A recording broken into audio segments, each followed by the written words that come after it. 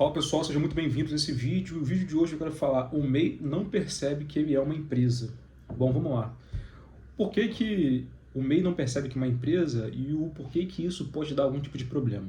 Quando a pessoa ela abre um microempreendedor individual, ela está abrindo em regra uma empresa. É um CNPJ.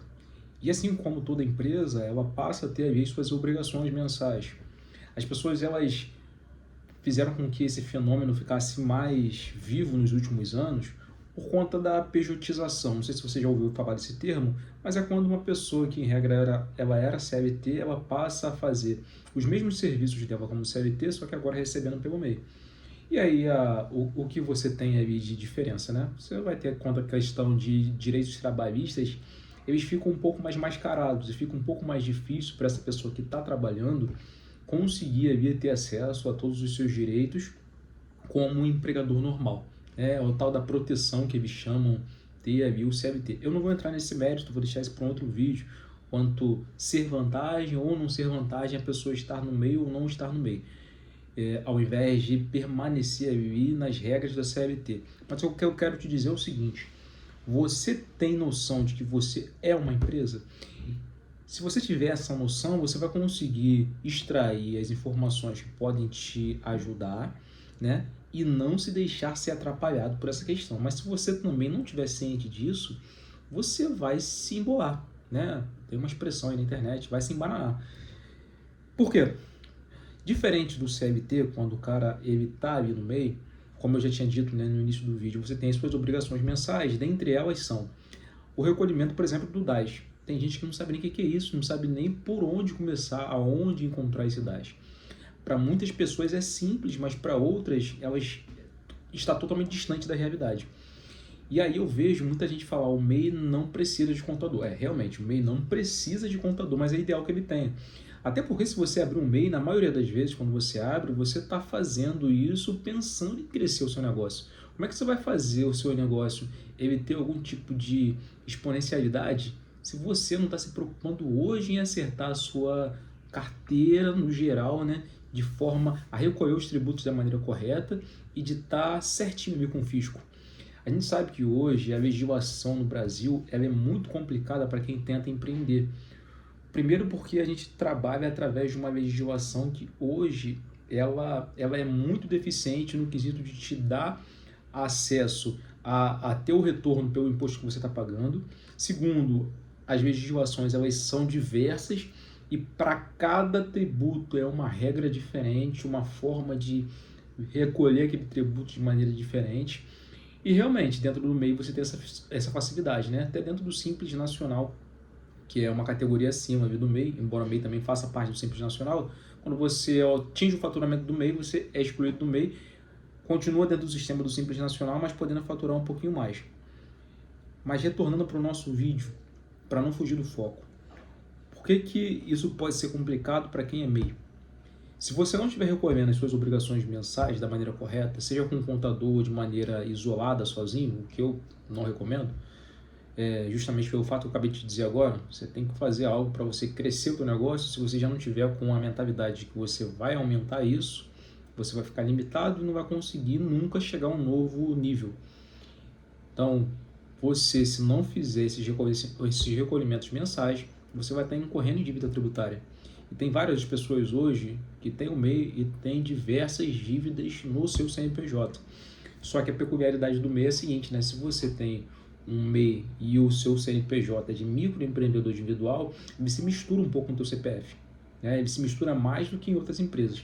Uma empresa de nível maior, mais robusta, o CPF do sócio administrador, né, e dos sócios cotistas, que são as outras pessoas, né, que estão ali dentro daquele cenário do CNPJ, já se confundem um pouco quando se tem algum tipo de problema.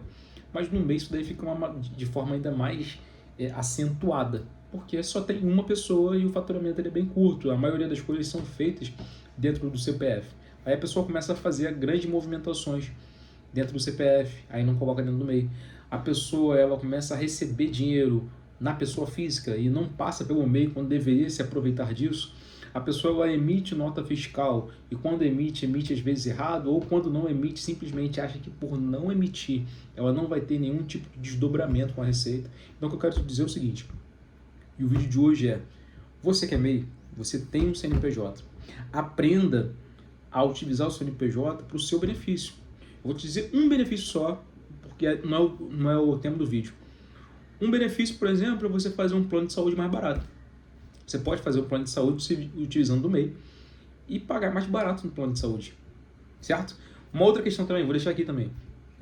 Você pode, de certa forma, colocar parte do seu faturamento nesse MEI para reduzir o quanto você paga de imposto na pessoa física.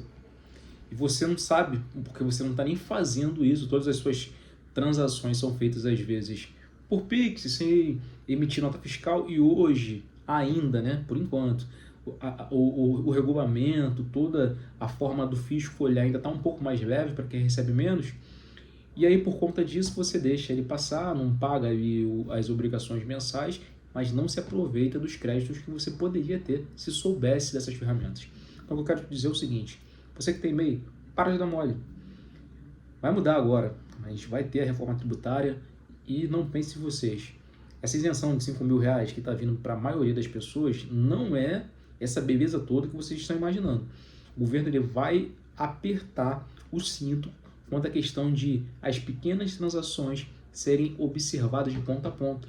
E aí você que acha que não recebe esses R$ 5.000, né, acha sim, porque você não recebe de uma única fonte. Na verdade, você até sabe porque o seu gasto é muito maior do que R$ 5.000 no mês.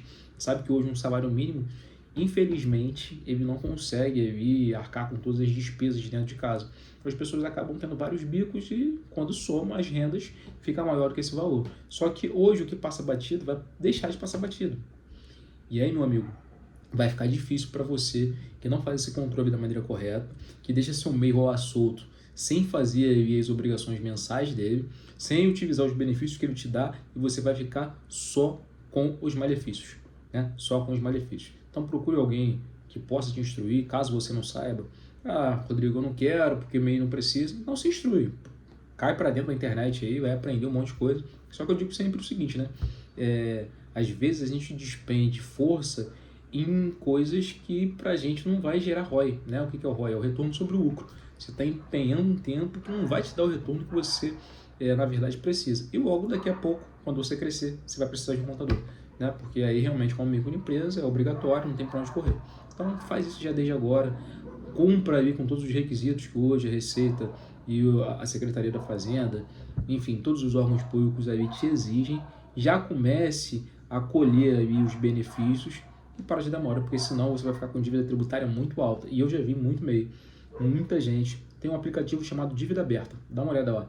No Dívida Aberta, você se colocar o seu CNPJ, se você tiver dívida tributária que hoje já está sendo cobrada lá pelo fisco, de certa forma, quase que em execução fiscal, não é execução fiscal, mas de certa forma está indo para o Regularize, que é um sistema da Receita Federal, você vai ver que se colocar o seu CNPJ, ou te colocar, de repente se não for o seu, porque às vezes você é atento, mas do seu amigo que tem aquele MEI e fala que nunca pagou e nem sabe como é que tá, coloca o CNPJ lá dele, que provavelmente ele já está com uma dívidazinha bem interessante.